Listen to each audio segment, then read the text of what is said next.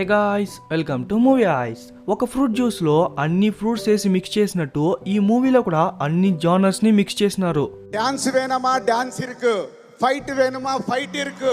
ఇలా action, comedy, suspense, twist, adventure, mystery, history అని What not? He's everything. ఇలాంటి movies మాత్రం అస్సలు మిస్ అవ్వకండి. చివరి దాకా చూస్తేనే మీకు ఆ సాటిస్ఫాక్షనే దొరుకుద్ది. అలాగే ఇంకా ఎవరైనా సబ్స్క్రైబ్ చేసుకోకపోతే సబ్స్క్రైబ్ చేసుకోండా. మూవీ ఓపెన్ చేస్తే కిమురా అని విని చూపిస్తారు. వీడు పెద్దగా పీకిందేం లేదు గానీ వాని కొడుకుని ఎవరో పైనుంచి దొబ్బేస్తుంటే ఎవరు దొబ్బినారు, ఎందుకు దొబ్బినారు అని కూడా తెలియక నిస్సహాయ స్థితిలో హాస్పిటల్లో జాయిన్ చేపించింటాడు. ఆ కిమురా గాడికే ఏమో కరోనా వచ్చినట్టు ముఖం పెట్టుకుంటే వాళ్ళ నాన్న వచ్చి ఇంకా డోస్ ఇస్తాడు. నీ కొడుకుని చూసుకోకపోతే నువ్వెందుకురా అని. ఇంకా మనోడికి పౌరుషం వచ్చేసి ఏమో చేద్దాం అనుకుంటాడు. కానీ ఎవరిని పట్టేది, ఏం చేసేది కూడా తెలియదు. ఇప్పుడు మన మూవీ యొక్క హీరో లేడీ బగ్ ని చూపిస్తారు. ఇదేం పేరు బ్రో అంటే వాళ్ళు పెద్ద ప్రొఫెషనల్స్ కదా, సో ఒక్కో మిషన్ కి ఒక్కో పేరు మారుస్తా అంటారు. దీంట్లో లేడీ బగ్గే కదా, లక్కే అనుకున్న మనోడు మనసులో అనుకుని పోతా ఉంటే జస్ట్ మిస్, లేకుంటే ఏడోపై పడేవాడు. దాని తర్వాత వాడెవడో గుద్దినందువల్ల పాకెట్ లో ఉండే కీస్ అలాగే ట్రైన్ టికెట్ పడిపోతుంది. వాడెవడా కాదు, కిమురా గాడే. వాడెందుకు ఆ పేషెంట్ ముఖంతో ఆ పక్క వెళ్తానాడో అర్థం కాలే. ఓకే, ఇప్పుడు మనోడు మిషన్ ఏంటంటే ఒక సూట్ కేస్ ని ఇప్పుడు వచ్చే ట్రైన్ లో వాళ్ళ ఓనర్స్ కే తెలియకుండా దుబ్బుకొచ్చేయాల. నిజానికి ఈ మిషన్ మన హీరోదే కాదు, క్యారవర్ అని ఇంకొకటిది. వాడికేమో మోషన్స్ అయినందువల్ల మన హీరోని పంపింటారు.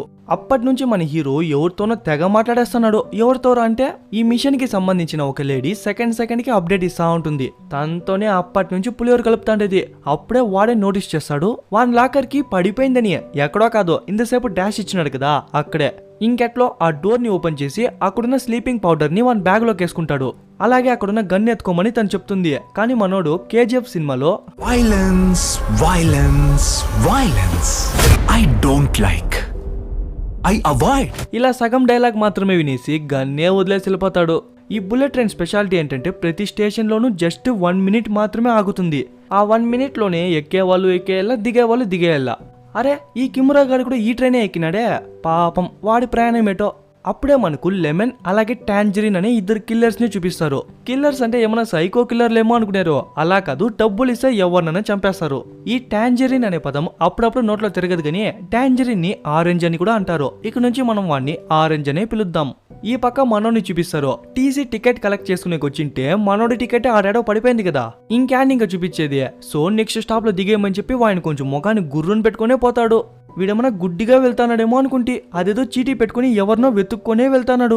ఏమో కనిపెట్టేసినట్టు ఒక చిన్న పాప ముందరపై గన్ను చూపిస్తాడు. తను కూడా భయపడిపోయేసరికి సారీ అని చెప్పేసి వెళ్తా అంటే టక్కని షాక్ ఇచ్చేస్తుందా. ఓకే, తన గురించి మళ్ళీ ఇంట్రో వేసా కానీ మళ్ళీ మనోనే చూపిస్తారు. వానికి ఉన్నది ఒకే ఒక జాబ్, సూట్ కేసు ఎత్తేయడం. చెప్పినట్టుగానే ఎవరికి తెలియకుండా ఆ సూట్ కేసు ఎత్తుకొచ్చేస్తాడు. ఇప్పుడు వీళ్ళిద్దరిని చూపిస్తారు. ఈ ట్రైన్ లో ఉండే ప్రతి క్యారెక్టర్ కి ఏదో ఒక పని ఉంటే మాత్రమే ఈ ట్రైనే ఎక్కింటారు. అలా అయితే వీళ్ళిద్దరి పని ఏంటంటే వీన్ని అలాగే ఒక సూట్ కేస్ ని భద్రంగా వైట్ డెత్ అనే ఒక గ్యాంగ్స్టర్ దగ్గర చేర్చేయాల. ఆ వైట్ డెత్ మరెవరా కాదు, వీడి నాన్నే. వీళ్ళిద్దరు చూసేకి కొంచెం కామెడీ పీసులాగే ఉంటారు. అందుకోసమే వాడిని ఎలా కాపాడి తీసుకొచ్చారో చూపిస్తారు. వాన్నొక్కని కాపాడేకి లోకల్ గ్యాంగ్స్టర్స్ తో గొడవపడి 17 మందిని చంపి ఒక మినీ వారీ చేసి వాడిని బయటికి తీసుకొచ్చింటారు. అప్పుడే వైట్ డెత్ గురించి కొంచెం బయటపడుతుంది. వాడు ఎంత కిరాతకుడంటే ఒక లేడీ వాని దగ్గర కొన్ని డబ్బులు అప్పుగా తీసుకుందంట. ఆ డబ్బులు తిరిగిచ్చే టైం కన్నా ఒక 5 నిమిషాలు లేట్గా ఇచ్చింది. ఆ 5 నిమిషాల్లో వానికేం పోయాకాలమో ఒక్కో నిమిషానికి ఆ లేడీ ఒక్కో ఫింగర్ ని కట్ చేసుకుంటా వచ్చినాడంటే చూడండా. ఇలాంటప్పుడు వాళ్ళ ప్రాణాలు అడ్డు పెట్టిన వాడిని అలాగే ఆ సూట్ కేస్ ని కాపాడే తీరల్లా. అప్పుడే ఆరెంజ్ కి డౌట్ వస్తుంది. నాన్న లెమన్, ఆ సూట్ కేస్ ఎక్కడరా అంటే భద్రంగా ఉంది అంటాడు. ఏది ఎత్తకరా అని చెప్తే వాడు అడుపై వెతికేదే తప్ప ఆ సూట్ కేసే ఉండదు. ఇంకాడుంటుంది. మనోడు దాన్ని ఎప్పుడో ఎత్తేసి జంప్ అయిపోదామని రెడీగా ఉంటే వాడు మన హీరో పైన అటాక్ చేస్తాడు. అక్కడ సీన్ కట్ చేసి వీళ్ళని చూపిస్తారు. డాడ్స్ లిటిల్ ప్రిన్సెస్ లా ఉంది కదా, తన పేరు ది ప్రిన్స్ అంట. కిమురా వెతుక్కుని వచ్చిన పర్సన్ ఈ ప్రిన్సే కాబట్టి షూట్ చేసేద్దాం అనుకుంటే తను చచ్చిపోయింది అనుకుంటా హాస్పిటల్లో ఉన్న వాళ్ళ కొడుకుని తన మనిషి లేపేస్తాడు. సో వాడు గమ్మున ఉండిపోతాడు. ఇప్పుడు వీళ్ళిద్దరిని చూపిస్తారు. ఆ సూట్ కేసు పోయింది కదా, దాంట్లో $10 మిలియన్ ఉందంట. రే, వాళ్ళు ఎవరో డబ్బులు లేట్ ఇచ్చినందుకే ఒక్కో నిమిషానికి ఒక్కో వేలు కట్ చేసినాడు. మనకేం కట్ చేస్తాడేమో అని ఆరెంజ్ భయపడతా ఉంటే, చూడు ఆరెంజ్, ఒక ఫాదర్ కి ఫ్యామిలీ కన్నా డబ్బులు అంతే ముఖ్యం కాదులే. మన దగ్గర వాళ్ళు కొడుకున్నాడు కదా, వాడిని సేఫ్ గా ఇచ్చేద్దామని చెప్తాడు. అప్పుడే ఆ వైట్ డెత్ గురించి ఇంకొంచెం డీటెయిల్ గా చూపిస్తారు. కొన్ని ఏళ్ల క్రితం జపాన్ లో మినిగేషి అనే ఒక గ్యాంగ్స్టర్ ఉండేవాడు. వాని దగ్గరికి పనికని వచ్చిన వాడే వైట్ డెత్. వాడికున్న బుద్ధి బలానికి భుజబలానికి అందరికన్నా తక్కువ టైంలోనే ఆ మినిగేషితో క్లోజ్ అయిపోయినాడు. ఎంత క్లోజ్ అంటే ఆ మినిగేషికే అడ్వైజ్లు ఇచ్చేంత క్లోజ్ అన్నమాట. అప్పటికి చుట్టూ ఉన్న వాళ్ళు చెప్తానే ఉన్నారు, వాడు రష్యన్, వాడిని అంత త్వరగా నమ్మే కాదని చెప్తా అంటే ఆయన గుడ్డిగా నమ్మినాడు. వాడు కరెక్ట్ టైం చూసి గుణపం దింపినాడు. సింపులే, వాడు ఒక గ్యాంగ్ ఫామ్ చేసి ఆ మినిగేషినే లేపేసినాడు. వీడు బుల్లెట్ రీలోడ్ చేసే చూడండా, ఈ సీన్ ని చూసి లియోలో కూడా అడాప్ట్ చేసుకున్నారేమో. అప్పటి నుంచి వాడు ఒక మాఫియాకే డాన్ అయిపోయి జపాన్నే ఏలుతా ఉంటాడు. ఆ విషయం పక్కన పెడితే మనం కనుక ఆ సూట్ కేసుని పోగొట్టినామనే విషయం వాడిని తెలిసిందే అనుకో, వైట్ డెత్లోనే వైట్ తీసి డెత్ చూపించేస్తాడు అని చెప్తాడు. సరేరా నాయనా, ఆ సూట్ కేసు కనిపెట్టేస్తే మన పని అయిపోతుంది కదా, రా వెళ్దామని వెళ్తా ఉంటే ఆ స్లో మోషన్ లో హీరోలు వచ్చినట్టు వస్తా ఉంటారు. చూడు తమ్ముడు, అన్నలిద్దరు చిన్న పని మీద బయట వెళ్తానమని చెప్తా అంటే వాడెప్పుడో చచ్చిపోయినాడు. అది కూడా ఎవరో చంపేసినట్టే ఉన్నారు. పాపమే వీళ్ళిద్దరు, పెట్టెకి పెట్టే పోయా, కొడుకు పోయా, ఇంకా వీళ్ళిద్దరికి దరువే. దాని తర్వాత వీళ్ళని చూపిస్తారు. ఇప్పుడు ఈ ప్రిన్స్ కి కిమ్రాతో ఏం పని అంటే, కిమ్రా అప్పుడప్పుడు వైట్ డెత్ కింద పనిచేస్తా ఉంటాడు. తనకేం పాత పగలో తెలియదు గాని వీంచైతే వైట్ డెత్ ని చంపించేద్దాం అనుకుంటుంది. ఈ సినిమా అంతా ఓ పక్క జరుగుతా అంటే 26 years బ్యాక్ చూపిస్తారు. ఉల్ఫ్ లాకెట్ కడతాంది కదా, తనే ఆ పిల్లోడి వాళ్ళ అమ్మ. కొన్ని రోజులకి ఏమైందో తెలియదు, వాళ్ళమ్మ హెల్త్ బాలేక చనిపోతుంది. ఇంకా విలేజ్ లో ఉండలేక సిటీకి వచ్చేస్తుంటాడు. అక్కడ ఒక చిన్న రౌడీలా మారి దాదాగిరి చేసుకుంటా ఉంటాడు. వాడి పేరు ఉల్ఫ్ అన్నంత మాత్రాన ప్రతిసారి ఊల వేస్తానే ఉంటాడేమో. వాడిని చూసిన ఒక బేకార్ గాడు ఇంకో గ్యాంగ్స్టర్ కి పరిచయం చేపిస్తాడు. అప్పటి నుంచి ఆ గ్యాంగ్స్టర్ గాడు ఆపదకు రౌడీగాను, అవసరానికి చెడ్డీగాను ఈ తోడేలు గాని వాడుకుంటాడు. వాడు ఒక స్టేజ్ కి ఒక అమ్మాయిని ప్రేమించి పెళ్లి చేసుకుని సెలబ్రేట్ చేసుకుంటా ఉంటే ఎవడో వెయిటర్ వచ్చి వైన్ దొబ్బేస్తాడు. వీడు పక్కకు పోయి తుడుచుకొని తిరిగి చూస్తే అందరూ రక్తం కక్కి చనిపోతారు. ఆ గ్యాంగ్స్టర్ తో కలిపి వాడి కొత్తగా పెళ్ళైన వైఫ్ కూడా చనిపోయి ఉంటుంది. అప్పుడు వానికి వచ్చిన సగం ఇన్ఫర్మేషన్ తో డైరెక్ట్ గా రైల్వే స్టేషన్ కే వచ్చేసి అందులోనూ మన హీరోనే అటాక్ చేస్తాడు. ఈ సీనే 2 నిమిషాల ముందు వచ్చింది. వాడి ఫ్లాష్ బ్యాక్ తర్వాత ఇప్పుడు మళ్ళీ కంటిన్యూ అవుతుంది. కత్తి బలంగానే దిగింటుంది. పొడి చేసినాడేమో అనుకుంటే ఫోన్ గుచ్చింటాడు. నువ్వే నా వైఫ్ అని చంపేసివి, మా వాళ్ళందరినీ చంపేసివి మీదకి వస్తా అంటే మన హీరోకా వాడిని ఒక్కసారి కూడా చూసినట్టు గుర్తే లేదు. ఇంకొక 10 నిమిషాలు కొట్టుకున్న తర్వాత వాడొక కత్తేస్తాడు. మనోడు వెంటనే సూట్ కేసు పెట్టినందువల్ల అది దానికి తగిలి బౌన్స్ అయ్యి మళ్ళీ వానికే గుచ్చుకుంటుంది. వాడి కాన్ఫిడెన్స్ చూడండా, వాడు చచ్చిపోతాడని తెలిసినా కూడా నిన్ను చంపేసే పోతానని చెప్పి కింద పడి చచ్చిపోతాడు. అరే తమ్మి, చంపకుండానే పోయినావులే. దాని తర్వాత మన హీరో మొత్తం క్లీన్ చేసి వాడిని ఒక మంచి ప్లేస్ లో కూర్చోబెట్టి బఠానీలు తింటా ఆలోచిస్తాడు, వీడెవడబ్బా అని. ఈ పక్క వీళ్ళని చూపిస్తారు. ఎవరికి డౌట్ రాకుండా వాడిని మొత్తం కవర్ చేసి కనీసం ఆ పెట్టిననే సంపాదిద్దాం అనుకుంటారు. ఆ సూట్ కేసుని ఎవరైతే ఎత్తింటారో వాళ్ళే కిల్లర్ అయ్యేదానికి కూడా ఛాన్స్ ఉంది. సో ట్రైన్ స్టాప్ అయినప్పుడు ఎవడన్నా పెట్టెత్తుకుని కింద దిగేది కనిపిస్తే వాడిని పట్టుకుందామని ఇద్దరు వెళ్తారు. మనోడు పరిగెత్తా వచ్చి బయటికి వెళ్ళిపోదాం అనుకుంటే ఆ టీసీ ఓ పక్క కింద దిగుని చూపిస్తాడు. పోతాంలేరా నాయన అనేసి బయటికి వెళ్తాంటే లెమన్ ఉండేసరికి వాడిని చూసి దాక్కుంటాడు. ఎందుకంటే పాస్ట్ లో ఏదో ఒక ఇష్యూ పైన లెమన్ మన హీరోని షూట్ చేసింటాడు. సో ఇంకో దారిలో వెళ్దాం అనుకుంటే మధ్యలో ఈ బొమ్మ పట్టేసి సూట్ కేసు ఇవ్వనంటుంది. దానికి ఒక్కటిచ్చేసి పరిగెత్తా వెళ్తే కరెక్ట్ టైంకి ఆ డోర్స్ కూడా క్లోజ్ అయిపోతుంది. మంచి టైమింగ్ అనుకుని ఆ సూట్ కేస్ ని దాచేసి వాడు స్టాప్ మిస్ అయిన విషయం, అలాగే ఒకని చంపేసిన విషయం ప్లస్ వాడి ఐడెంటిటీ చెప్తా ఉంటే ఇక్కడే కామెడీనే.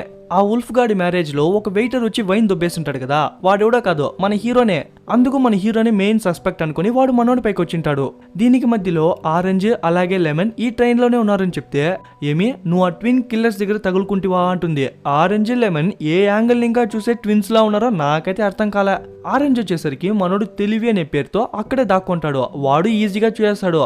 కానీ ఆరెంజ్ కి మనోడే ఆ సూట్ కేసు ఎత్తినాడు అనే విషయం తెలియదు కదా, సో గమ్మున వెళ్ళిపోతాడు. వెళ్తా పాప ఎవరన్నా సూట్ కేసు ఎత్తుకుని ఈ పక్క పోయినారని చెప్తే ఆ అంకుల్ ఒక ఆయన స్పెక్స్ అలాగే క్యాప్ వేసుకుని సూట్ కేసు ఎత్తుకుని ఈ పక్క పోయినాడు అని చెప్పేస్తుంది. వానికి అర్థమైపోయా మనోడే అని. వెంటనే ఎవరైతే గ్లాసెస్ అలాగే క్యాప్ వేసుకొస్తారో వాడిని పట్టుకొని చెప్పి లెమన్కి మెసేజ్ చేస్తాడు.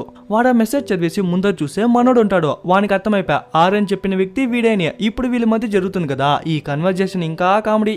వీళ్ళేం మాట్లాడుకోవాలనుకున్నా ఇదొక క్వైట్ కంపార్ట్మెంట్ కాబట్టి సైలెంట్ గానే మాట్లాడాలా, లేకుంటే ఈ ఆంటీ ఉష్ అంటుంది. ఇమాజిన్ చేసుకోండా, మనం ఒకని గన్ పాయింట్ పెట్టి బెదిరిస్తున్నాం, కానీ మనం గన్ పెట్టిన విషయం అలాగే వాడిని బెదిరించే విషయం వానికి వినిపించకపోతే ఎట్లుంటుంది? ఆ పంచాయితే ఇక్కడ కూడా మనోడు బెదిరిస్తా అంటే వాడు నవ్వుతా ఉంటాడు. సరే పాయింట్కి వద్దామని చెప్పి, చూడు లెమన్ నన్ను ఒకసారి కాల్చినావు గుర్తుందా అని అడిగితే నేను చాలా మందిని కాల్చినా అంటాడు. రే నన్ను మాత్రం 2 సార్లు కాల్చినావురా అంటే 2 సార్లు అయితే ఇంకా చాలా మందిని కాల్చినా అంటాడు. బాగా చూడని చెప్పి స్పెక్స్ అంతా తీసి చూపిస్తే సేమ్ నీలాంటోడే ముందు మా ఇంటి వెనకాల అడక్ తినేవాడు నువ్వేనా వాడు అని అడుగుతాడు. నీకో దండం రానేనా, నీ సూట్ కేసు నీకే ఇచ్చేస్తా, నన్ను వదిలేరా బాబు అని చెప్తే వదిలేసా రాజా, ఎంతైనా నువ్వు మా మనిషిని చంపిండకూడదు అని చెప్పి వీని చూస్తే మనోడేమనుకుంటాడు, ఆ చనిపోయిన వుల్ఫ్ గాడు వీళ్ళ మంచి ఏమో అనుకుని అలవాటు మేము పొరపాటు హోగియా అంటాడు. ఈ చిన్న మిస్కమ్యూనికేషన్ వల్ల వాళ్ళిద్దరి మధ్య గొడవ స్టార్ట్ అవుతుంది. అది కూడా సైలెంట్ గా, లేకుంటే ప్రతిసారి ఈ ఆంటీ ఉష్ ఉష్ అంటుంది. వీళ్ళ గొడవ మధ్యలో ఆ చచ్చిపోయిన వాడి డెడ్ బాడీ అడ్డం వస్తే వానికి కూడా ఒక్కటిస్తాడు.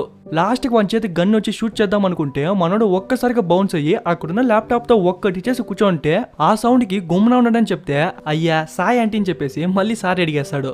దాని తర్వాత వాడు తెచ్చుకున్న స్లీపింగ్ పౌడర్ ని ఒక బాటిల్లో కలిపి అక్కడే పెట్టేసి వచ్చేస్తాడు.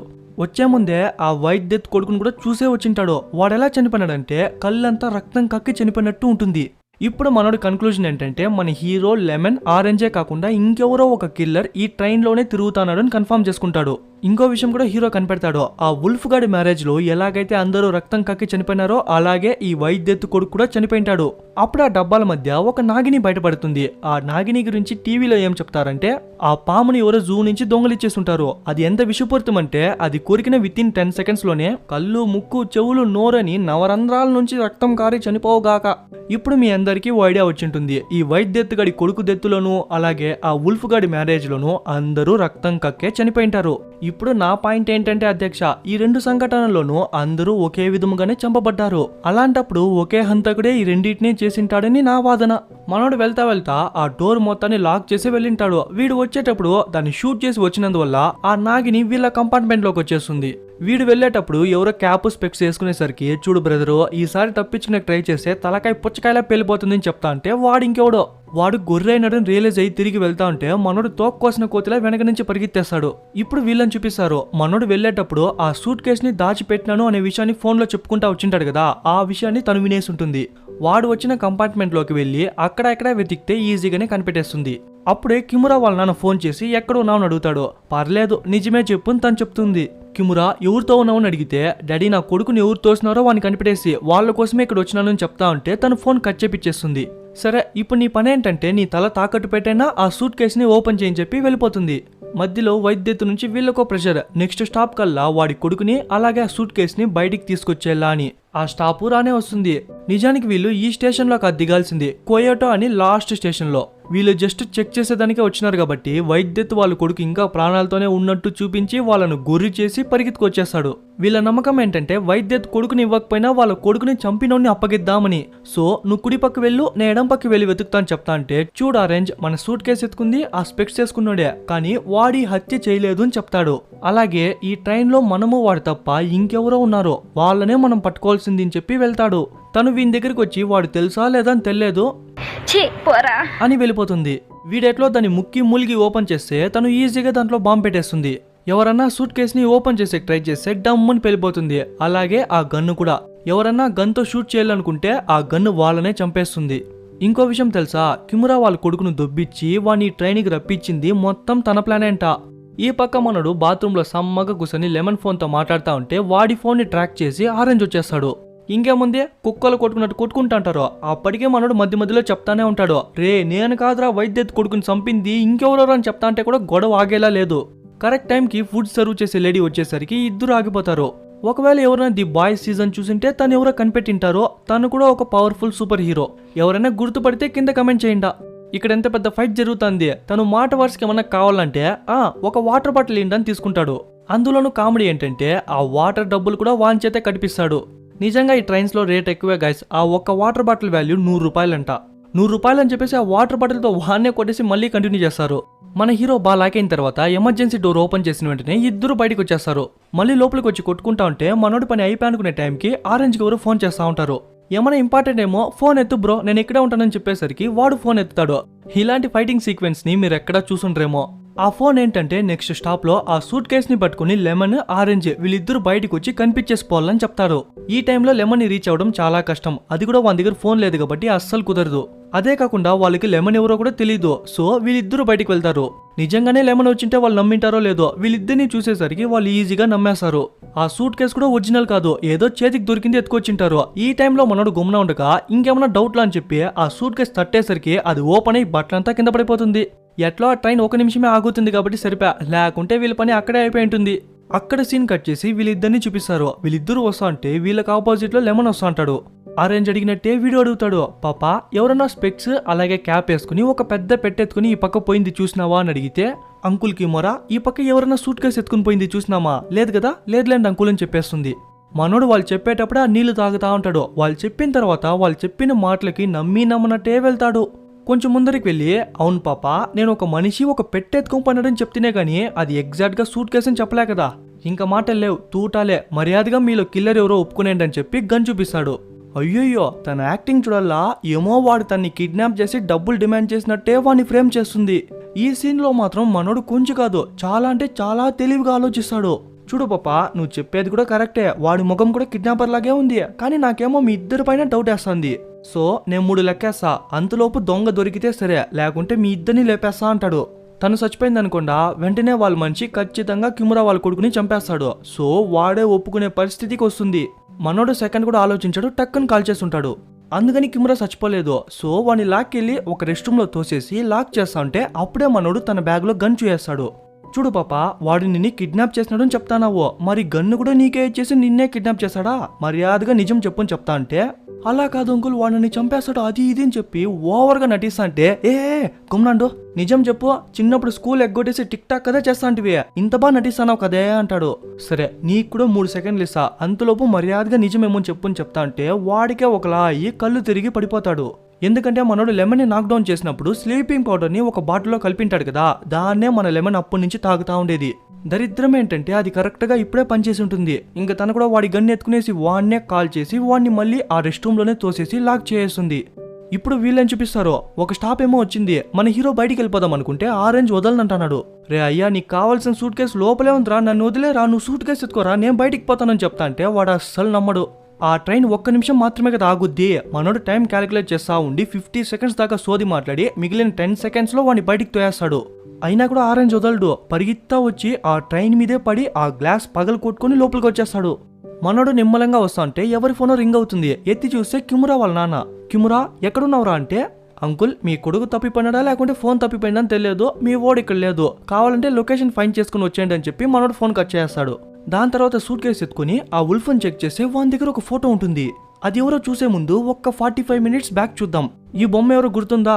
అదే గాయస్ మన హీరో బయటికి వెళ్ళిపోదాం అనుకున్నప్పుడు వాడి సూట్ కేసు పట్టి లాగినందువల్ల జస్ట్ ఫ్రాక్షన్ ఆఫ్ సెకండ్స్ లో ఆ డోర్ క్లోజ్ అయిపోయింది కదా, దానికి కారణం ఈ బొమ్మే. ఇప్పుడు దాని లోపల ఎవరున్నారో చూపిస్తారు. తన పేరు హార్నెట్. చూసేకి కొత్త క్యారెక్టర్ లా ఉన్నా కూడా ఫస్ట్ నుంచి మన కళ్ళు కప్పి తిరుగుతాంది. నిజానికి ఆ వైద్యత్ వాళ్ళ కొడుకుని చంపింది కూడా తనే. ఇప్పుడు మన హీరో పట్టుకున్న ఫోటోలో ఉన్నది కూడా ఆ హార్నెట్టే. నేను ఫస్ట్ లోనే చెప్తాను కదా, వైద్యత్ వాళ్ళ కొడుకుని చంపింది అలాగే ఆ ఉల్ఫ్ వాళ్ళ గ్యాంగ్ మొత్తాన్ని చంపింది ఒక కిల్లరే అని. ఆ కిల్లర్ తనే. మన హీరో ఉల్ఫ్ గాడి మ్యారేజ్ లో వెయిటర్ లా ఉంటే తను కూడా వెయిటర్ లా ఉండి వాళ్ళ మొత్తాన్ని చంపేసి ఉంటుంది. ఆ విషపూరితమైన పాముని జూన్ ఇంకా దొంగలించింది తనే. దాని విషయంతోనే అందరినీ చంపుకుంటా వచ్చింది. ఇప్పుడు మన హీరో మీదకి వస్తే మనోడు తన్నే లాక్ చేసి నిన్ను ఎవరు పంపింది అని అడుగుతాడు. తనకొచ్చిన మిషన్ ఏంటంటే వైద్యత్ వాళ్ళ కొడుకుని చంపి దానికి కావాల్సిన డబ్బు ఆ సూట్ కేసులో ఉంది అని చెప్పింటారు. అందుకోసమే తను ప్రతిసారి మన హీరో దగ్గరున్న సూట్ కేసు తీసుకునేందుకే ట్రై చేస్తా ఉంటుంది. మామూలుగా మన హీరోని అందరినీ మాటల మాయలో పడేస్తా అంటే ఈసారి తను మాట్లాడిచ్చే ఆ విషం ఉన్న ఇంజెక్షన్ ని కింద వదిలేస్తుంది. కరెక్ట్ గా మన హీరో చెయ్యి గుచ్చుకోవడంతో కొంచెం విషం ఎక్కేస్తుంది. మనోడు తక్కువైనడా దాన్ని ఎత్తి తనకే గుచ్చేసి మొత్తం విషయాన్ని తనకే పంపిస్తాడు. నిజానికి మన హీరో కన్నా తనకే ఎక్కువ విషం ఎక్కేసింది. ఇద్దరికి తెలుసు 30 సెకండ్స్ లోపు యాంటీడాట్ ఎత్తుకోకపోతే ఇద్దరు చచ్చిపోతారని. సో తను యాంటీడాట్ ఎత్తుకుందో లేదో దాన్ని ఎత్తి మన హీరో గుచ్చుకునేస్తాడు. సూపర్ కదా, ఇంకేముంది తను రక్తం కక్కే చనిపోతుంది. ఈ పక్క ఆరెంజ్ నడుచుకుంటా వస్తుంటే కిందేమో వాటర్ పడి ఉంటుంది. అలాగే పక్కనున్న రెస్ట్ రూమ్ కి ఎవరో ఓపెన్ చేయకూడదు అన్నట్టే క్లోజ్ చేసింటారు. ఏదో తేడా కొడతాంది నా డోర్ ఓపెన్ చేస్తే పాపం లెమన్ చనిపోయిన విషయం చూసి తట్టుకోలేకపోతాడు. అందరికీ లెమన్ ఆరెంజ్ అనే పేరు కన్నా ట్విన్ కిల్లర్స్ అనే ఎక్కువ తెలుసు. నిజానికి వాళ్ళిద్దరూ ట్విన్స్ కాదని మనకే తెలుసు. ఎస్, చిన్నప్పుడే వాళ్ళిద్దరూ అనాథలు అవడంతో అప్పటి నుంచి వాళ్ళిద్దరూ కలిసే పెరిగింటారు. అప్పుడే వానికి ఫోన్ వస్తుంది. ఎవరంటే వైద్యత్. ఇంతసేపు అంతా వైద్యత్ మనుషులు ఫోన్ చేసింటారు, బట్ ఈసారి డైరెక్ట్ గా వైద్యతే కాల్ చేసింటాడు. మీకు నా కొడుకుని సూట్ కేసుని భద్రంగా తెమ్మని చెప్తే మీరు ఆ మిషన్ లో ఫెయిల్ అయినారు అని చెప్తాడు. అవునియా ఇప్పుడేం చేస్తావు, మేము అట్లా పోయి వచ్చేలోపే మీ కొడుకు గూబ నా కొడుకు ఎప్పుడో చచ్చిపోయినాడు, ఇంకా సూట్ కేసు అంటావా, దాన్ని ఎప్పుడో ఎత్తేసినారు, నా మాట విని పెట్టే అనుకుండా నీ కొడుకు మంచి సమాధి పెట్టి రెడీ చేసుకో అని చెప్తాడు. సరేలే నా కొడుక్కా లేకుంటే నీకా సమాధి పెట్టి అనేది లాస్ట్ స్టాప్ లో తెలిసిపోతుంది అంటాడు. కనీసం మనోడు తప్పించుకుందాం అనుకున్నా ఆ ట్రైన్ ఆగేది వైద్యత్ వెయిట్ చేస్తున్న ఆ లాస్ట్ స్టాప్ లోనే. అప్పుడే ఆ ప్రిన్స్ కనిపించేసరికి పాపా నిన్నెక్కడో చూస్తున్నాను కదా, నువ్వెందుకు ఇక్కడ ఉన్నావు అని అడిగితే అంకుల్ ఆయన ఎవరో స్పెక్స్ క్యాప్ వేసుకున్నారు, ఆయన మా అంకుల్ని అలాగే లెమన్ అనే వ్యక్తిని కూడా చంపేస్తున్నాడు అని చెప్తుంది. సరేలే అమ్మా, ఇక్కడేం డ్రామా కాంపిటీషన్ ఏం జరగలేదు, నువ్వు ఊరికే నటించమాక, నెక్స్ట్ స్టాప్ వస్తుంది అక్కడ దిగాయని చెప్తాడు. మనోడు తన్ని క్రాస్ చేసి వెళ్ళేటప్పుడు తన పైన ఒక స్టిక్కర్ ఉంటుంది. మామూలుగా ఈ స్టిక్కర్స్ ని లెమనే యూజ్ చేస్తాడు. మనుషుల క్యారెక్టర్ ని బట్టి వాళ్ళకి రిలేటెడ్ గా ఉన్న స్టిక్కర్స్ నే వాళ్ళ మీదకి అతికిస్తాడు. అలాంటప్పుడు తనకేమో సైలెంట్ కిల్లర్ లాంటి ఒక స్టిక్కర్ ని అతికిచ్చింటాడు. లెమన్ కి ఆరెంజ్ కి ఉన్న బాండింగ్ అలాంటిదన్నమాట. మనోడు ఆ స్టిక్కర్ చూసిన వెంటనే ఒక్క సెకండ్ కూడా ఆలోచించకుండా టక్కని గన్ చూపిస్తాడు. తన ఒరిజినల్ క్యారెక్టర్ కూడా బయటపడుతుంది. ఇంకా మనోడు షూట్ చేద్దాం అనుకుంటే అదే టైంకి మన హీరో రావడంతో తను ఇంకా బిలిపిత్ర యాక్షన్ వేస్తుంది. మనోడు దాన్ని నమ్మేసి ఆరెంజ్ గన్ పట్టి లాగుతా అంటే ఆ లాగలాట్లో గన్ ఫైర్ అయిపోతుంది. తీరా చూస్తేనే తెలుస్తుంది వీళ్ళిద్దరు క్షేమంగానే ఉన్నారు. పాపం ఆరెంజ్ టార్గెట్ అయింటాడు. తనేరా అని చెప్పొస్తాడు. పాపం బుల్లెట్ గొంతులోనే దిగినందువల్ల మాట్లాడే కూడా కాక బ్లడ్ లాస్ అయ్యే చనిపోతాడు. ఎవడు సచ్చినా ఎవడు బతికినా కూడా దీని డ్రామా మాత్రం ఆపనంటాంది. అంకుల్ వాడిని నన్ను చంపేస్తానని చెప్పి మళ్ళీ మీరు ఒకసారి కాపాడిస్తారు అది ఇది అని చెప్తా అంటే పాపా ఇప్పుడే తలనొస్తుంది, నెక్స్ట్ స్టాప్ వస్తుంది, నువ్వు గమ్మున దిగాయి అంటాడు. నెక్స్ట్ స్టాప్ లో ట్రైన్ ఆగుతుంది. కిమ్రా వాళ్ళ నాన్న ఎట్లో లొకేషన్ అంతా ట్రాక్ చేసి ఆ ట్రైన్ దగ్గరికి వచ్చి ట్రైన్ ఎక్కేస్తాడు. మనోడు దిగేసి రా పాప అని చెప్తా అంటే తనదేమో బ్యాగ్ ఇరుక్కుపోయిందంట. తను రాకుండా మన హీరోని పోనీకుండా మధ్యలో ఒక చీప్ డ్రామా వేసి మన హీరోని మళ్ళీ లోపలికి రప్పించుకుంటుంది. తన బాధ ఏంటంటే లాస్ట్ స్టాప్ లో వైద్యుడు వస్తాడు కదా, ఒకటి ఆ సూట్ కేసు ఓపెన్ చేసైనా చచ్చిపోతాడు, లేకుంటే ఆ గన్ను కాలిసైనా చచ్చిపోతాడు. ఈ రెండిట్లో కాకపోతే మన హీరోని యూజ్ చేసి వాడిని చంపిద్దాం అనుకుంటుంది. ఆ విషయం మన హీరోకి తెలియక ఎందుకు పాపా ఇట్లా చేసివి, నా పరిస్థితి నీకు చెప్పినా అర్థం కాదులే అంటాడు. అదే టైంకి కిమ్రా వాళ్ళ నా పక్క వెళ్తా అంటే పర్లేదు నిజమే చెప్పండి అంకుల్ అంటుంది. ఇదే వాయిస్ ఇదే డైలాగే కదా కిమ్రా వాళ్ళ నాన్న ఫోన్ లో వినింది. సో దొంగ దొరికిందిరా అనుకుని గమ్మున అక్కడే కూర్చునేస్తాడు. మనోడు ఏమో ఎత్తుకుందామని చేయి కిందకి పెడితే అప్పటి నుంచి తిరుగుతున్న ఆ పాము మన హీరోకే కాటేస్తుంది. పరిగెత్తా రెస్ట్ రూమ్ లోకి పోయి ఫ్లష్ చేస్తాడు. పాము కాటేసింది కదా, ఏం కాదంటే ఏం కాదు, ఎందుకంటే ఇప్పుడే కదా యాంటీడాట్ తీసుకున్నాడు, అదే మళ్ళీ క్యూర్ చేస్తుంది. కిమురా వాళ్ళ నాన్న దగ్గర కూడా డ్రామా వేద్దాం అనుకుంటే చూడు పాపా నువ్వే నా కొడుకుని పట్టుకునింది, అలాగే నా మనవని దొబ్బింది అని తెలుసు, ఇంత తెలిసి నేను సైలెంట్ గా ఉన్నానంటే దానికి కారణం ఉంది అని చెప్తాడు. అయితే ఇంకోటి కూడా తెలుసుకో, నీ కొడుకుని చంపేసి అలాగే నీ మనవని కూడా చంపేసి అంటుంది.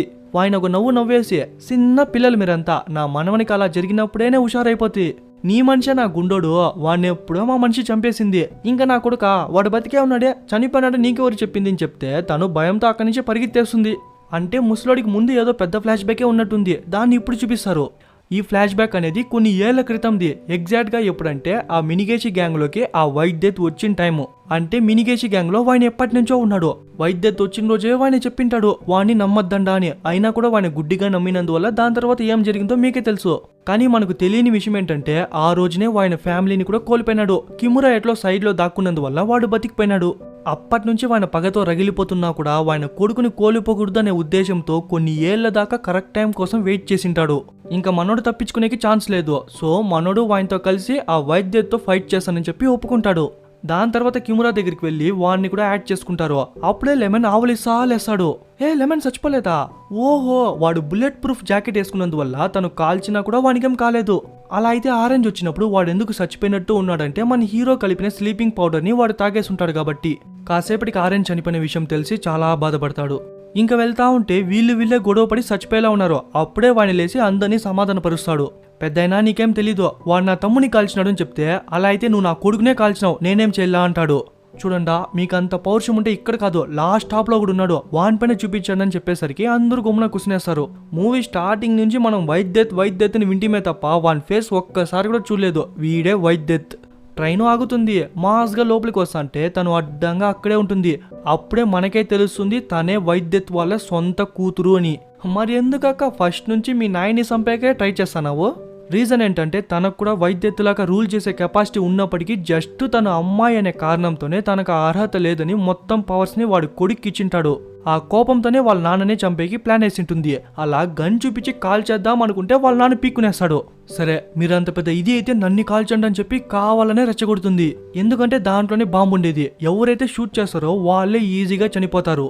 పెద్ద ప్లానే అనుకుంటే వాడిని ఏమాత్రం పట్టించుకోకుండా గమ్మున వెళ్ళిపోతాడు. బయట మన హీరో వచ్చిన వెంటనే వాడిని పట్టేసి ఆ సూట్ కేసు తీసుకునేస్తుంటారు. ఇప్పుడు ఆ వైట్ డెత్ వచ్చి ఒక్కో సీన్ ని రివీల్ చేస్తాడు చూడండి, మనకే మైండ్ బ్లాక్ అయిపోతుంది. ఫస్ట్ పాయింట్ ఏంటంటే ఈ ట్రైన్ లో చనిపోయిన ప్రతి ఒక్కరికి డైరెక్ట్ గాను ఇండైరెక్ట్ గాను వైట్ డెత్తే కారణం. మొదటిగా లెమన్ ఆరెంజ్ వాళ్ళు ఒక మిషన్ మీదుగా వైట్ డెత్ వాళ్ళ మనుషుల్ని ఒక్కసారిగా ఒక గుంపు మొత్తాన్ని ఒకేసారి లేపేస్తుంటారు. సో వైద్యత్ అక్కడికి వెళ్ళినందువల్ల వాడు లేకపోవడంతో వాడి వైఫ్ వాడి కొడుకుని బెయిల్ తీసుకురావడానికని వెళ్ళింటుంది. అలా తను ఒక్కటే వెళ్ళేటప్పుడు తనకు యాక్సిడెంట్ జరుగుతుంది. హెవీ ఇంజురీనే. సో హాస్పిటల్లో జాయిన్ చేపించింటే ఒక చిన్న మెటల్ పీస్ తన హార్ట్ లోనే ఉండిపోయిందంట. దాన్ని రిమూవ్ చేయాలంటే మోస్ట్ ఎక్స్పీరియన్స్డ్ డాక్టర్స్ వల్ల మాత్రమే అవుతుంది. వాళ్ళ లక్కు కొద్దీ అలాంటి వాడు ఒకడు ఉన్నాడు. కానీ కరెక్ట్ గా ఆపరేషన్ చేసేందుకు 2 రోజులు ఉంది అనగా ఈ హార్నెట్ చేసిన పని వల్ల వాడు రక్తం కక్కి చనిపోయి ఉంటాడు. వేరే డాక్టర్స్ లేక వాడి వైఫ్ కూడా చనిపోయి ఉంటుంది. సో వాడి భార్య చావుకు కారణమైన వాళ్ళందరినీ చంపేద్దాం అనుకుంటాడు. మొదటిగా హార్నెట్ ద్వారా వాడి కొడుకుని చంపించేద్దాం అనుకుంటాడు. వాళ్ళ కొడుకు ఎందుకంటే వాళ్ళ కొడుకు ఫోన్ చేసి ఉండకపోయింటే వాళ్ళ అమ్మ వచ్చిండేది కాదు కదా. అదే వైద్యత్ వాళ్ళ వైఫ్. అందుకోసమే తన్ని పంపి వాడిని చంపిన డబ్బులు కూడా ఆ సూట్ కేసులోనే ఉంది అని చెప్పి పంపింటాడు. ఇంకా తెలివిగా వాడి కొడుకు ప్రొటెక్షన్ కి ఆరెంజ్ లెమన్ ని కావాలనే వదిలింటాడు. బాగా అర్థం చేసుకోండా, హార్నెట్ వాడి కొడుకుని చంపకపోతే తన్ని చంపేస్తారు. ఒకవేళ తను చంపింది అనుకోండా ఈ ట్విన్స్ ఇద్దరు కలిసి తన్ని చంపేస్తారు. ఇప్పుడు వాడి కొడుకు చనిపోయినాడని వైద్యత్ ముందరికి వెళ్తే వైద్యత్ వీళ్ళిద్దరిని చంపేస్తాడు. ఎటు చూసినా రక్తపాతమే గాని బతికే ఛాన్సే లేదు. మంచిదే, మధ్యలో నేనేం చేసి నిన్ను అడిగితే నువ్వే కదా నా వైఫ్ ని యాక్సిడెంట్ చేపిస్తువి కార్వర్ అంటాడు. కార్వరా? నేను కార్వర్ కాదు నాయనా, నేను లేడీ బగ్ అంటాడు. ఇక్కడ కన్ఫ్యూజన్ ఏంటంటే కార్వర్ అనేది వీడే నిజంగా యాక్సిడెంట్ చేసింది. నేను స్టార్టింగ్ లోనే చెప్పింటాను, కార్వర్కి ఏమో కడుపు నొప్పి అయినందువల్ల కార్వర్ బదులు ఆ మిషన్ కి మన హీరో వచ్చింటాడు అని. ఈ స్కెచ్ కార్వర్కే గానీ మనోడికి కాదు. అలా అయితే నన్ను వదిలేండి అని చెప్తే నువ్వు వాడి బదులు వస్తావు కదా, వాడి బదులు చచ్చిపో అని చెప్తాడు. మధ్యలో ఈ తుప్పాస్ గాళ్ళు సూట్ కేసు ఓపెన్ చేసినందువల్ల ఆ బాంబ్ పెళ్లి మొత్తం చెల్లాచెదరైపోతుంది. టైం చూసి అందరూ రెచ్చిపోతారు. మన లెమన్ ఓ పక్క ఆ ట్రైన్ నే స్టార్ట్ చేసేసి ఉంటాడు. ముసలోడితే గైస్ ఎంతన్నా ఓ కటనా పెట్టుకుని అందరినీ లేపుకుంటా వస్తా ఉంటాడు. మధ్యలో వైద్యత్ వచ్చింటే వాళ్ళిద్దరికి మధ్య ఒక పెద్ద ఫైటే జరుగుతుంది. ఈ పక్క మనోళ్ళని చూపిస్తారు. వీళ్ళెట్లో ట్రైన్ స్టార్ట్ చేసేసినారు. కానీ అది మొత్తం జాపనీస్ లో ఉండడం వల్ల దాన్ని ఎలా స్లో చేసేది ఎలా స్టాప్ చేసేది అని తెలియక తనకలాడుతా అంటారు. అదే ప్లేస్ కి ఇంకొంత రావడంతో ట్రైన్ ని స్టాప్ చేసేదానికన్నా వాళ్ళతో గొడవ పడేది ఈజీ. సో ఏమో పెద్ద త్యాగిలాగా బ్రో నేను వాళ్ళతో గొడవ పడతా, నువ్వు అంతలోపు ట్రైన్ ని స్టాప్ చేయని చెప్పి వెళ్ళిపోతాడు. మనోడు గైడ్ బుక్ ఎత్తుకొని దాంట్లో ఇంగ్లీష్ వెతికి దాంట్లో బ్రేక్స్ ఎక్కడ ఉంది వెతికి మొత్తానికి ముందరికి వెళ్తా అంటే మొత్తం గాల్లో ఎగిరిపోతుంది. గొడవ మధ్యలో వాడెవడో రావడంతో ట్రైన్ ఇంకా ఆగేలా లేదని చెప్పి ఏమో సాక్రిఫైస్ అనుకుని వాంతోనే దూకేస్తాడు. అది కూడా వాటర్ లోనే. ఈ పక్క వీళ్ళిద్దరి గొడవ కంటిన్యూస్ గా జరుగుతా ఉండి ఫస్ట్ కత్తితో స్టార్ట్ చేసిన వాళ్ళు ఇప్పుడు గన్ దాకా వచ్చింటారు. ఒక స్టేజ్ కి మనోడు ఎమర్జెన్సీ బ్రేక్స్ వేయడంతో వాడు కొంచెం కదిలినందువల్ల వీణ ఛాన్స్ తీసుకుని నరికేస్తాడు. అప్పటికి ఆ ట్రైన్ పట్టాలు దాటేసి అడవిలోకి వెళ్ళి అక్కడి నుంచి మళ్ళీ టౌన్ లోకే వెళ్ళిపోతుంది. ఎట్లో ఇంత పెద్ద క్రాష్ జరిగినప్పటికీ మనోళ్ళంతా సేఫ్ గానే ఉండిపోయింటారు. మనోళ్ళు సేఫ్ అయినప్పుడు ఖచ్చితంగా వైద్యత్ కూడా సేఫ్ అయింటాడు కదా. అదే మరి వీడికి మనోడి పని కక్ష ఏందో నాకైతే అస్సలు అర్థం కాలేదు. రే కార్వర్ రాలేదురా అయ్యా, వాడికి బదులు నేను వచ్చిండేదిరా, రే నన్ను వదిలేరని చెప్తా అంటే లేదు నువ్వు వాడికి బదులు వస్తావు కదా, వాడికి బదులు చచ్చిపో అని చెప్పి గన్ షూట్ చేస్తాడు. కానీ బుల్లెట్స్ లేనందువల్ల పేలదు. సో తన కూతురిచ్చిన గన్తో పేలుద్దాం అనుకుంటాడు. ఆ గన్నుకున్న స్పెషాలిటీ మీకే తెలిసిందే కదా. వాడిని షూట్ చేయబోతే ఆ బుల్లెట్ రివర్స్ వచ్చి బ్యాక్ ఫైర్ అయ్యి వానికే తగిలి చచ్చిపోతాడు. పీడ వదిలిపోయిందిరా అనుకుని వెళ్తా ఉంటే వాడి కూతురు వస్తుంది. ఇక నుంచి నేన్రా వైద్యత్ అని చెప్పి పెద్ద పెద్ద డైలాగులు వేస్తా ఉంటే ఒక పెద్ద ట్రక్కే వచ్చి గుద్దేస్తుంది. అది కూడా ఆరెంజెస్ ఉన్న ట్రక్. అదే టైంకి మన హీరోతో స్టార్టింగ్ నుంచి మాట్లాడుతూ వచ్చింది కదా, తను ఇప్పుడు వస్తుంది.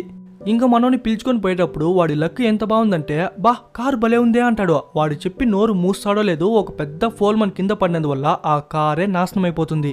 మూవీ అయిపోయిందేమో అనుకుంటే ఒక 10 నిమిషాలు ముందు చూపిస్తారు. లెమన్ ఆ వాటర్ నుంచి బయటికి వస్తా వాడిని చంపేసే రోడ్లోకి వచ్చింటాడు. అలా ఒక ఆరెంజ్ పళ్ళ బండి రావడంతో దాన్ని ఎత్తుకుని దాంతోనే తన్ని గుద్దింటాడు. అయితే దాంట్లో ఉండేది మన లెమన్ ఆరెంజ్లే. మూవీ బాగుంది అనుకుంటా. ఒకవేళ నచ్చినట్లయితే కింద ఆరెంజ్ ఫ్రూట్ ని కమెంట్ చేయండి. అలాగే లైక్ చేయని వాళ్ళు లైక్ చేసి మీ ఫ్రెండ్స్ అండ్ ఫ్యామిలీ కూడా షేర్ చేయండి. ఓకే గైస్, ఇంకో మూవీలో త్వరలోనే కలుద్దాం.